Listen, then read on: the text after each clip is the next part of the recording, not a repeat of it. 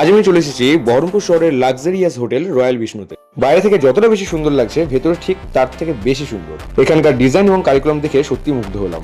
বড় বড় রেস্টুরেন্টের এটাই নিয়ম যে খাবার অর্ডার করে তোমাকে 30 মিনিট মিনিমাম বসে থাকতে হবে। তাই ভাবলাম 30 মিনিট বসে না থেকে একটু আশপাশটা এক্সপ্লোর করে নিই। তাই চলে আসলাম এটার একদম আপার ফ্লোর 7th ফ্লোরে, যেটাই হচ্ছে এই লাক্সারিয়াস হোটেলের মেন অ্যাট্রাকশন। আর লাক্সারিয়াস হোটেলে সুইমিং পুল থাকবে না সেটা কি কোনো হতে পারে? যেটা একদম আপার পোর্শনে রয়েছে, আর সেখান থেকে দেখা যাচ্ছে গোটা বহরমপুর শহরকে। সত্যি এখান থেকে যা নাজারা সেটা কিন্তু সত্যি তোমার নজর কাড়বে।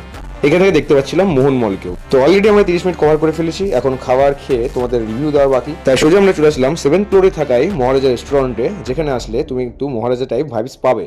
এখানকার অ্যাম্বিয়েন্স এবং সার্ভ কোয়ালিটি সেই ফিলিংসই দেয়। And the food was average comparing to its price. যদি কেউ এখানকার ইনার স্পেসটাকে এক্সপিরিয়েন্স করার জন্য আসতে চাও তাহলে অবশ্যই ওয়েলকাম। তো আমার তো ওভারঅল খুবই ভালো লাগলো। তো তোমরাও কি গিয়েছো রয়্যাল বিষ্ণুতে? থাকলে কমেন্টে অবশ্যই জানাবে। So thank you for watching, see you in next blog.